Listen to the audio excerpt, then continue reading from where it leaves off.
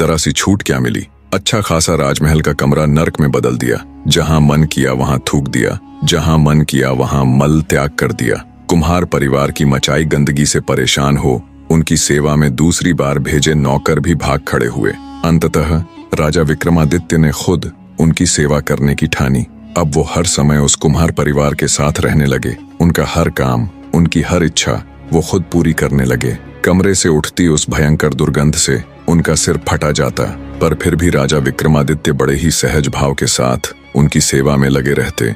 कई बार तो कुम्हार उनसे अपने पैर तक दबवाते और राजा विक्रमादित्य एक राजा होते हुए भी बिना किसी संकोच के उनके पैर तक दबाते। ऐसे ही कई दिन बीत गए।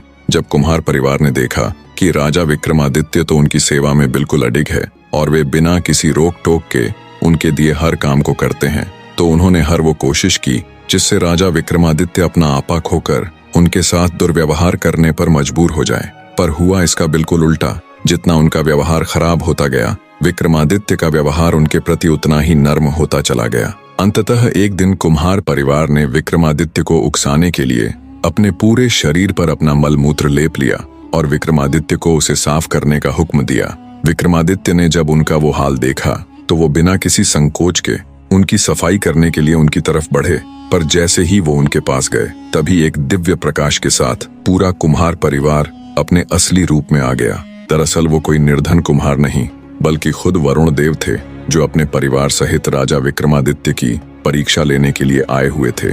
विक्रमादित्य के इस सहज व्यवहार से वे बड़े प्रसन्न हुए। उन्होंने विक्रमादित्य को वर दिया कि अब उनके राज्य में कभी सूखा नहीं पड़ेगा, बल्कि पहले की भांति अब फसल की पैदावार दोगुनी हो जाएगी। ये वरदान देकर वे अंतर्धान हो गए। इतनी कथा कहकर चौथी पुतली कामकंदला बोली, सुना राजा भोज, ऐसे थे राजा विक्रमादित्य। अगर तुम उनकी जगह पर होते तो क्या ऐसा कर पाते? अगर है तुम्हारे अंदर भी इतना धैर्य कि तुम अपने अतिथि का मल त्याग तक साफ कर सको, तो बेशक तुम इस सिंहासन पर विराजमान हो सकते हो। चौथी पुतली कामकंदला की बात सुन एक बार फिर से बेचारे राजा भोज की बोलती बंद हो जाती है और वो चुपचाप वहां से चले जाते हैं। राजा विक्रमादित्य की ये कथा सुन पूरा राज दरबार उनकी वाहवाही कर रहा था। अगले दिन फिर से राजा भोज हर रोज की तरह सिंहासन पर विराजमान होने के लिए आते हैं। पर जैसे ही वे सिंहासन के निकट पहुंचे, एक बार फिर सिंहासन से दिव्य प्रकाश के साथ एक और पुतली प्रकट हुई।